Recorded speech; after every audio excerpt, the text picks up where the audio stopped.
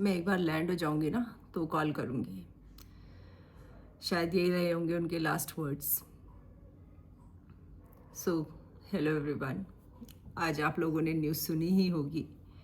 AI-171 Ahmedabad to London Air India flight जो कि crash हो गई। मैं एक एक्स कैबिन क्रू हूँ और एक कैबिन क्रू की बहन भी हूँ। मेरी सिस्टर भी एयर इंडिया में फ़्लाई करती है। वो भी आज ड्यूटी फ़्लाइट में थी और वो किसी और फ्लाइट में थी। और जब तक वो लैंड नहीं हुई ना, हमारे घर में सबकी सांसें रुक हुई थी। हम लोग मतलब एक दूसरे से ठीक से बात भी नहीं कर पा रहे थे, नोइंग दैट कि वो किसी और फ्लाइट में है, किसी और सेक्टर में है। बस ये मन कर रहा था कि वो कब लैंड हो और कब हम उसे वीडियो कॉल में देखें। एक कैबिन क्रू की लाइफ ना लोगों को बहुत गोल्डन लगती है, बहुत चमकती धमकती लगती है, बट उसका एक डार्कर साइड ये भी है।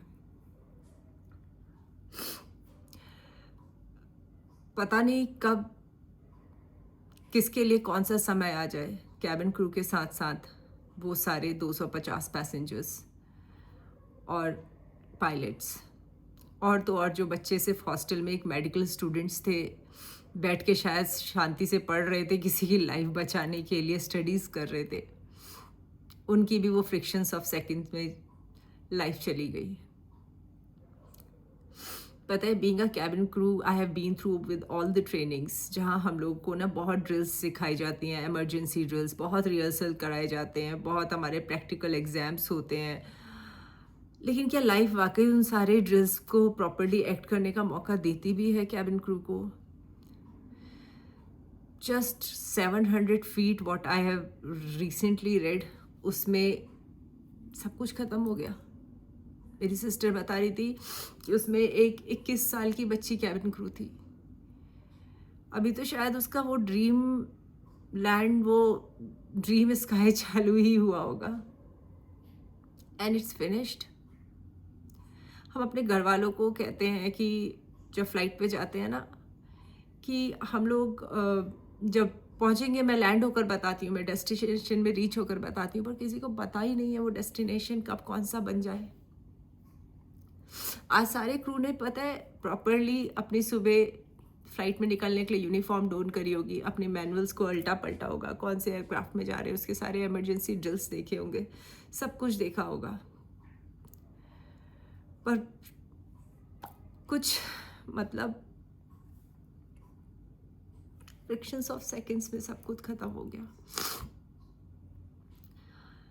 जब मेरी बहन अभी लैंड हुई ना, वो यूनिफॉर्म में थी and she was just crying. मैं उससे सिर्फ एक चीज़ पूछी थी, कोई तेरा मतलब फ्रेंड क्रू था उसमें?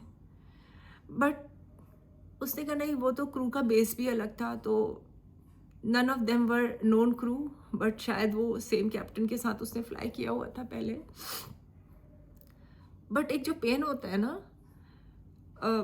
जो कि मुझे भी हो रहा है, हालांकि मुझे खुद फ्लाइंग छोड़े हुए बहुत समय हो गया है, कि मुझे सब कुछ एक रील की तरह दिमाग में दौड़ रहा है कि हमें कैसे सिखाया जाता है, कैसे बताया जाता है, कितना पढ़ाया जाता है, कितनी प्रैक्टिस करवाई जाती है। I am not saying that practice is for waste, but जब समय आ जाता है ना, कुछ नहीं रह पाता। लोग ना फ्लाइट अटेंडेंस को सिर्फ हॉस्पिटैलिटी के एस्पेक्ट से देखते हैं।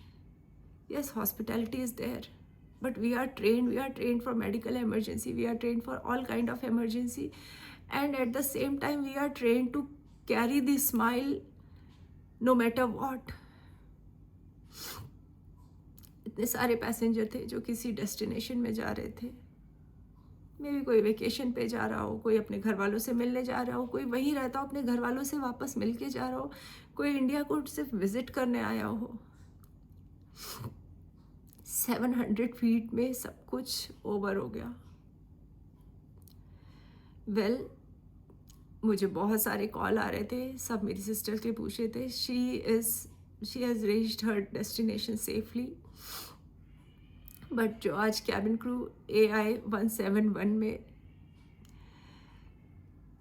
हमेशा के लिए अपनी उड़ान भर चुके हैं, ये उनके लिए श्रद्धांजलि है।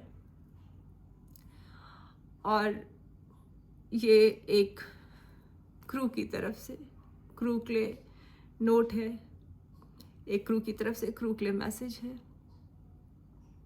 Have a safe flight always,